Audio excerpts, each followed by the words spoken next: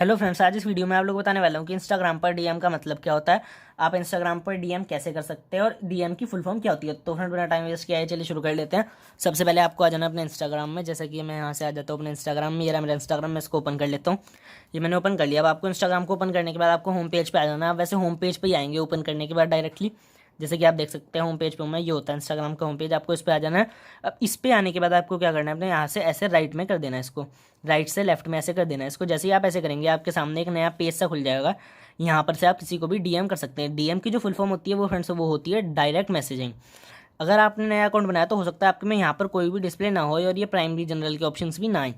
तो आपको यहाँ पर किसी से चैट करने के लिए क्या करना है, राइट साइड में ऊपर एक ऑप्शन दिखेगा आपको, ये वाला, आपको इस पर क्लिक करना है। यहाँ से आपको जिससे चैट करनी है उसका यूज़र नेम सर्च कर लेना है, या फिर नीचे से आप स्क्रॉल कर भी सिलेक्ट कर सकते हैं।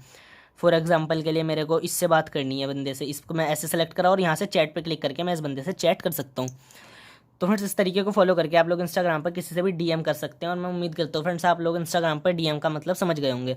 तो thank you friends, thanks for watching, bye friends. मिलते हैं नेक्स्ट वीडियो में, तब तक के लिए बाय बाय फ्रेंड्स।